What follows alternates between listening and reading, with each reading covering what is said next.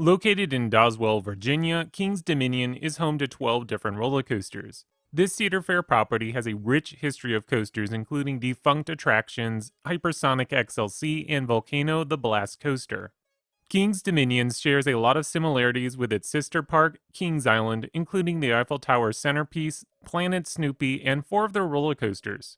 With that said, the rest of their coaster collection couldn't be any more different. For a while, I used to think that King's Dominion had a really weak coaster collection, but after my last visit earlier this year, I've really warmed up to their collection. I think King's Dominion has a nice variety, including roller coasters that the whole family can enjoy, and a select few that push the boundaries as to what you can physically handle. Okay, to the list. Number 12, Great Pumpkin Coaster, built by E&F Miller Industries, opened in 1997. The Kiddie Coaster. This is a fine small coaster, not much here to say. Both my kids were able to enjoy a ride on the Great Pumpkin Coaster, so I can call that a win. Number 11, Woodstock Express, built by Philadelphia Toboggan Coasters, opened in 1974. I've always been a fan of these smaller, family-friendly wooden roller coasters. Woodstock Express is the first of the few that I've been on, so it was nice to be able to take Braylon on it this year. Surprisingly, Woodstock Express has a couple pops of airtime scattered throughout its layout.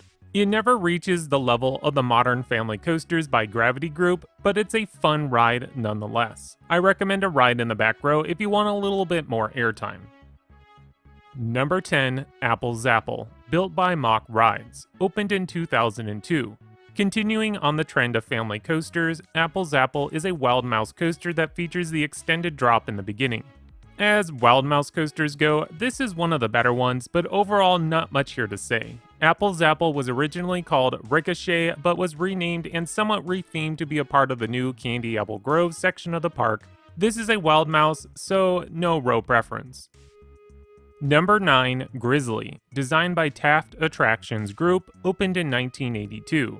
Probably one of the most confusing locations for a roller coaster entrance. To find the attraction, you must walk through a souvenir shop. My first time visiting King's Dominion, I walked right past the entrance of the ride, not realizing it was there.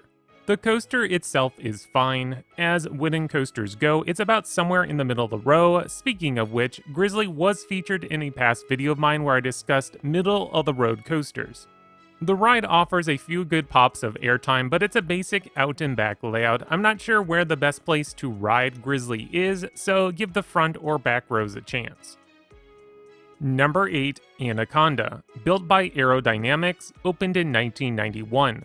Some might think that I have this classic Aero Looper a little bit too high on my list, but I disagree. It's a fine looping roller coaster with an excellent setting.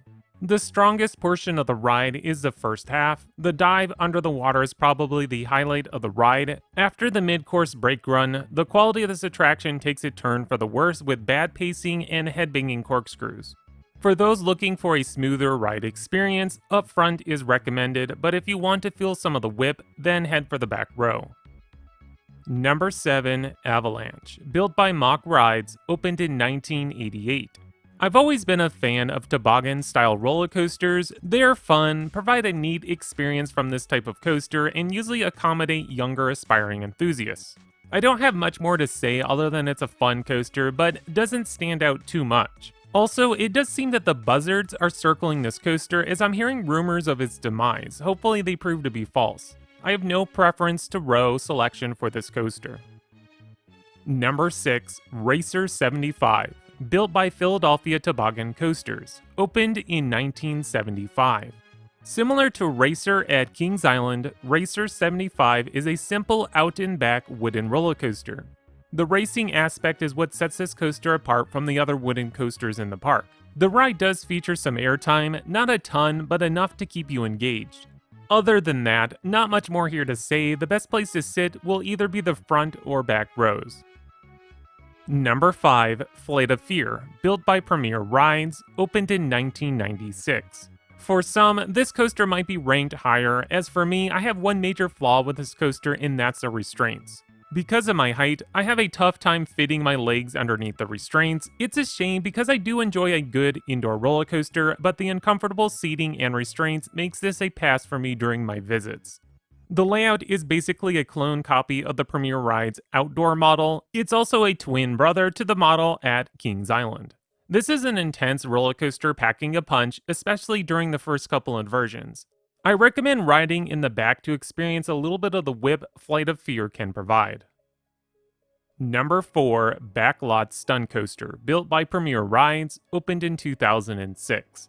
Another roller coaster by Premier Rides, this model is designed to be a family coaster. The seating and restraints seem to be more comfortable for myself, thus why I have it ranked a tad higher. The layout itself is on the weaker side, but still has a couple notable elements like the upward helix and the indoor portion for the final part of the ride. The theming on this attraction is well done, originally themed to the Italian Job movie. Now, it's rethemed by name only to be a stunt track of sorts. Because the trains are very short, any seat should have about the same experience.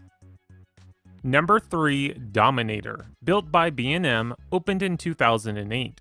Originally located at Geauga Lake, this giant floorless roller coaster focuses on speed and intensity. The layout is rather unusual for a B&M floorless. The ride has over 4,000 feet of track, yet only features 5 inversions.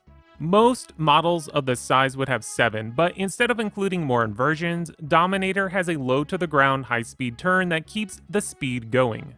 My first ride was in 2016. I thought this coaster had a little rattle. This time around, I thought it was rather smooth and little to no headbanging during the interlocking corkscrews.